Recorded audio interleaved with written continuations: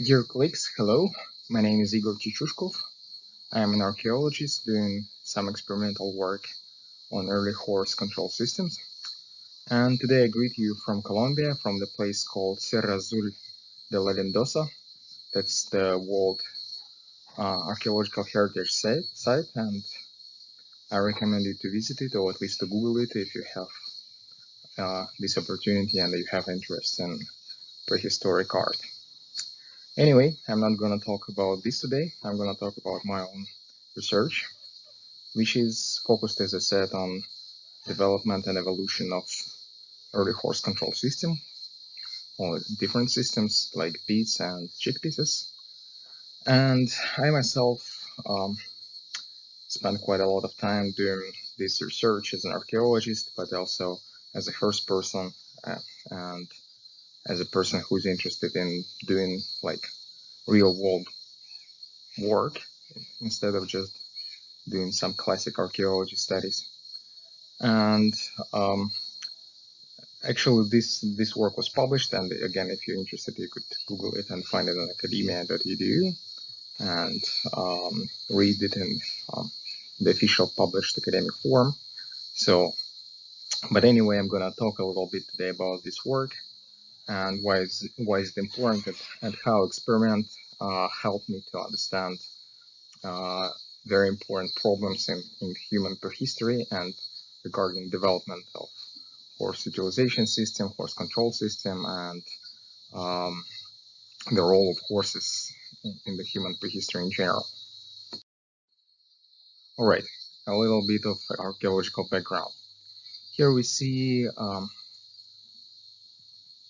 the tomb from the Urals in Russia, from the southern Urals in Russia, which consists the evidence for first use of horses, the domestic horses, and this is one of the earliest domestic horse presented here on the photos and on this graph. But also what is more important, there are evidence for two-wheeled vehicle or a chariot. Here you can see on this chart the imprints of two wheels, and these imprints came from a two-wheeled vehicle, a cart, or a chariot. And judging from the arms, from the projectile weapons here, we can say that this was a battle chariot, which probably was used for not only like for ritual, but also for some real world encounters. We don't know what exactly these encounters were and how this chariot worked, but anyway, we can judging from that, we can say that this probably was a real world vehicle. But also, you could see here on these photographs and on this chart, like on the graph, you can see it on the upper right corner, um, two things which are called chickpieces, and these are parts of the beads made out of antler, or to be precise, the mouthpiece, the thing which goes inside the horse mouth, was made probably of leather or some other organic material that was soft. And to make it a bit harder, people use those things made out of antler, and you can see it on the photo next to the horse crania and on the graph on the upper right corner, as I said. And my experimental work was concentrated on studying exactly those things and understanding how it worked and what was the role of those things in the horse control system in general. Like why people needed them and couldn't just use like organic soft mouthpiece, but instead they developed some parts there. But instead they developed those quite complicated and developed control systems. And again, some evidence just to show you, to develop this story, to unfold this story. These are petroglyphs in Kazakhstan and Central Asia, and they clearly show the use of chariots. So those imprints, which were found in the tomb, they stand for something. And we see here depicted chariots with paired horses, sometimes with two people, one person inside the vehicle. And those are direct evidence for the chairs first existed in this time. And by the way, I didn't say that it all dated to the Bronze Age or circa 2000 BCE. So we know that it existed and it worked somehow. And again, some photographs of those chickpieces from the cemetery in the Urals, uh, southern Urals.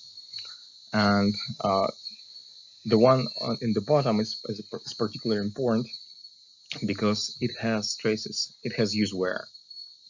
It has direct evidence that uh, it was used for work and probably quite a long time. So as I said, my work was on studying how all of those things functioned. And I did quite a long-term experimental work with horses, especially this particular horse here on the photo that belonged to me. Unfortunately, he died a year ago. He passed away, but still, and I'm very grateful for all of his participation into this work. And here you can see a very simple bridle, which I used for this work, and chickpieces made out of bridle, I'm sorry. That's how I pronounce it, right? And very simple chickpieces made out of antler. These are replicas, of course. These are not archaeological artifacts, but replicas made specifically for this work.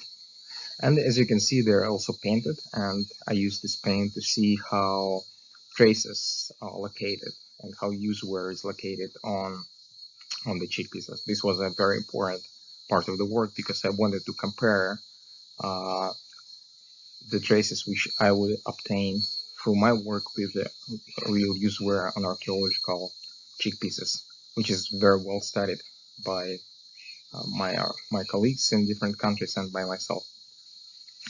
Anyway, what happened first is that we proved through this work that chickpeas are important. They're useful. They can be used, and they need it actually as a part of a horse control system because so soft mouthpiece is not is not always enough to control a horse, especially when you drive it.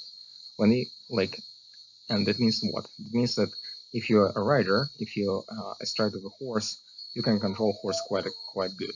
And everyone who's a rider here will, will say the same, right? You can use many ways to control a horse, and you don't necessarily need hard beats and hard mouthpieces, but you can use your own body, your weight, and many other things to control a horse.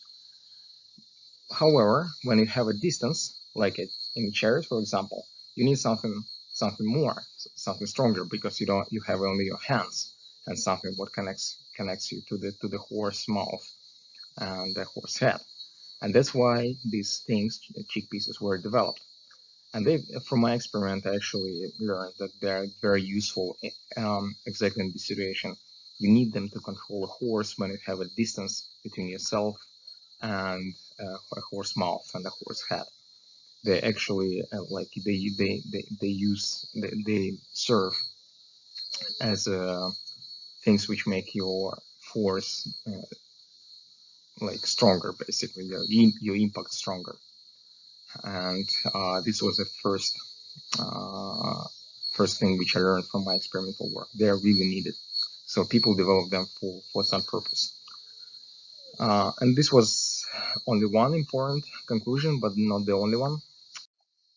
Uh, Here I show you my experimental chickpieces with use wear, and you can clearly see it when marked on the painted areas, right?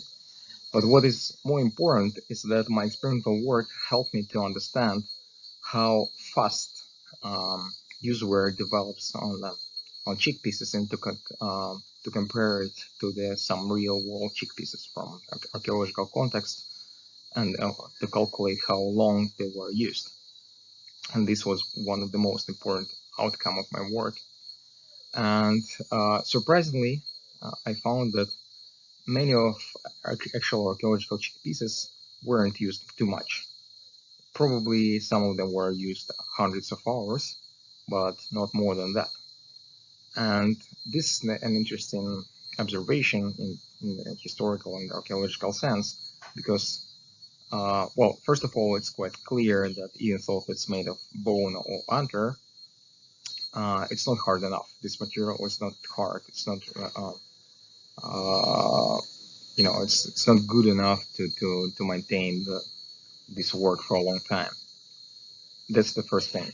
But another conclusion which can be made out of that is that probably chariots were not that used that much.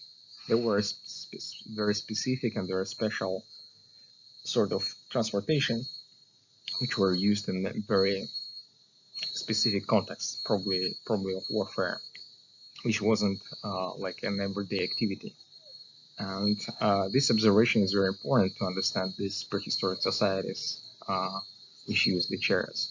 Probably this was like an elite possession which was used in some very specific social contexts, and these contexts were quite rare because we don't have that many cheek pieces, like for 500 years of period. The length of the period when cheek pieces and chariots were used was approximately 500 years, and we have approximately 200 cheek pieces for this period of time, and for the area starting from basically from the Balkans and all the way to the West Siberia, which is a large territory. So from this, we can conclude that probably the elite warfare was present, and it wasn't, of course, a part of everyday activity. It was something very special. But for this reason, of course, we can say the chariots themselves, the chariot horses, and the charioteers were special things, which somehow existed in these societies and probably helped to glue them together. Thank you for your attention. I'll finish here. And if you have any additional questions, please shoot me an email, and I'll be glad to continue the conversation. Thank you very much again. Bye-bye.